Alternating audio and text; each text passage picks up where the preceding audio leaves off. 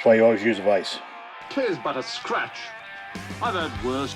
Don't do what I do. I didn't think it was going to go through that quick. It's okay. I get 9 more. That's why you always keep a dirty rag handy to wipe the blood. Kids, do not do this at home, I swear. Parents are probably making comments right now.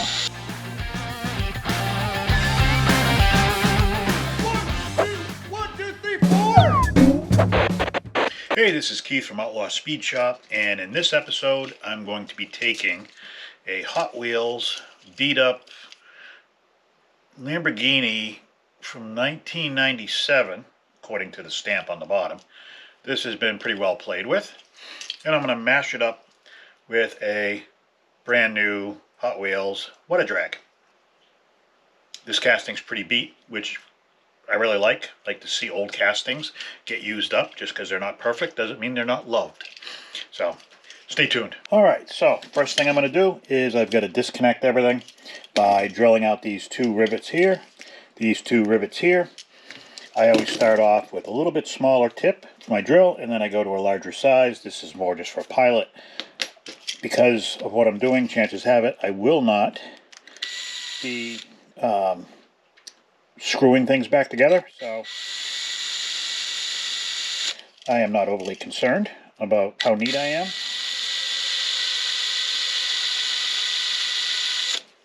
So you always have to take into account your end result when you're doing things.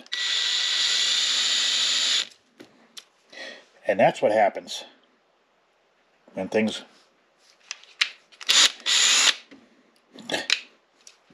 That's probably not a good thing. That's why you always use a vise. Don't do what I do.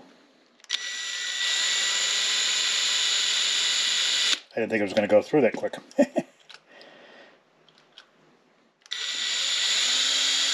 It's okay. I get 9 more. That's why you always keep a dirty rag handy to wipe the blood. Kids, do not do this at home, I swear. Parents are probably making comments right now.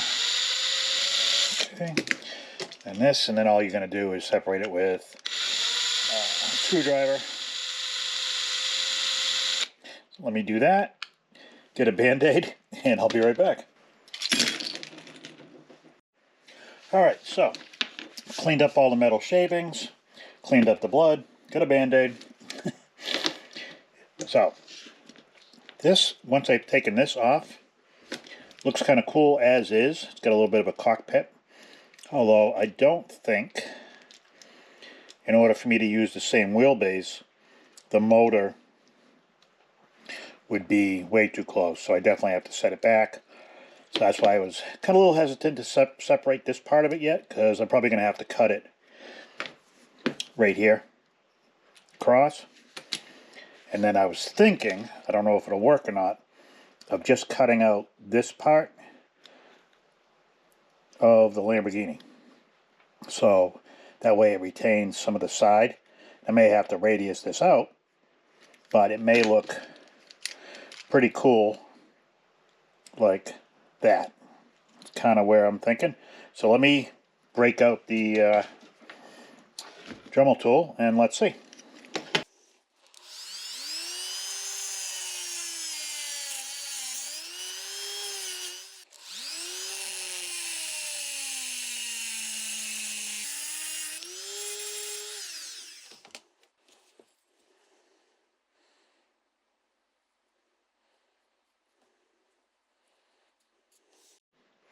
Alright, so once I've cut this out, which also takes the back post that goes onto the base, which is perfect, now I just got to clean it up a little bit, get some of these rough edges off, smooth it out, then I can start fitting in the motor to see if I have to trim more left to right, or further in, or further wide.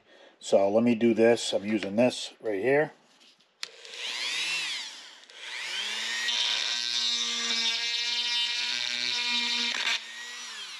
Make sure you scratch up the side for that weathered look.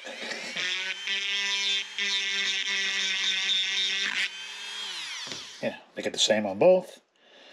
That totally was accidental, but that's the problem with these.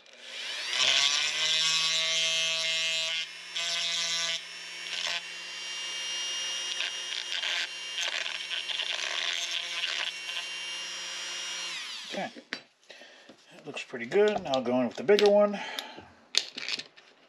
Probably this one, more the ball. Seems to work the best out of all these.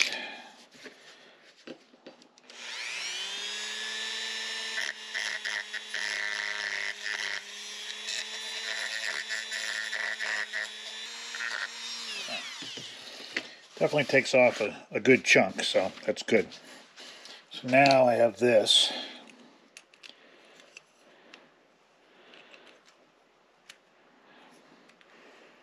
So I have a choice. I can either cut so it's not quite wide enough. So I can either widen this out a little bit at a time, or because this is kind of tapered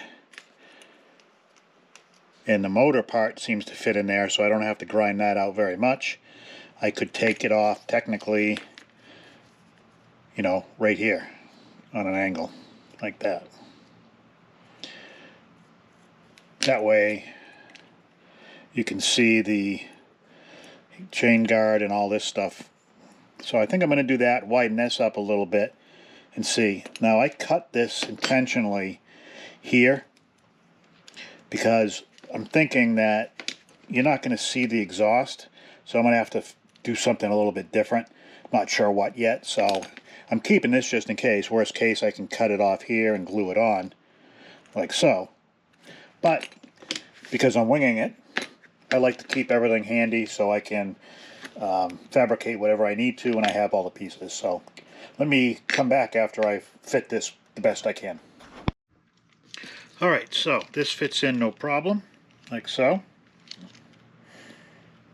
So now I got to decide where I'm going to cut this, which will probably be right here, just past, or just in, actually in the middle of this hole right here, so it lines up with the beginning of the rear wheel well. And I might, more than likely, depends on what wheels I choose, I'm probably going to end up radiusing this out anyways to fit the wheel. If I go, well, actually no, I don't have to worry about that because the wheel's going to be back here, regardless of whether I go with a solo or a dual wheel setup. So that's good. Yeah, I can definitely cut this out. And maybe to keep with the lines of the Lambo, I may sharpen this out a little bit more with the Dremel tool, kind of make it more angular to match some of the other lines. But we'll see. Let me go hunt around for some wheels and see what I'm going to come up with, because that's the next phase in my mind, is pick the front wheels. As far as I'm concerned, this is low enough so I don't have to worry. And then how this is going to look once I cut this, and what I'm going to use for rear wheels. For the rear, I was thinking, more than likely, I was going to drill this out and just put like a pumpkin, you know, rear end differential in the back, and slide a piece of styrene or brass tubing through and use that. That way I can put some big wheels on both sides. Alright, so I found some wheels that I'm going to use. Okay, I think they look alright. They're just black. Very similar to what was on there. So with everything together, I cut this off the back. Okay, even, like I said I was going to do. I haven't done the wheel on the back yet, but I do have these which match these, and they're actually wide enough where I think they'll fit. Now, mating this up, this has got a little bit of a groove, which is good. I can pretty much put it right there. But there's a little bit of a gap right in there, so I'm going to fill that gap in by putting this all the way across. It'll give it something to sit on. I'll just have to trim an angle off the sides here so you don't have this square part sticking out and it's more beveled. because really all I need is just a little bit in the middle, but I think that would look kind of silly. So let me do that, and I'll be right back.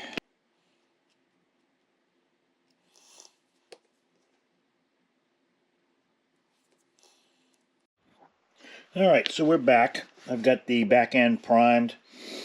I cut a slit right here that allows these wheels to snap in. I primed this black, and I got the front wheels pretty much ready to be snapped in. So what I'm going to do is just kind of lift these up a little bit, pop this in. Essentially I can probably just put a little dab of glue because I don't need to do anything else here, but the big thing now is trying to get this to line up. So the problem is, obviously, if you can see that, it's like this. So I always keep scrap pieces kicking around. So what I'm going to do is I'm going to make a little bit of a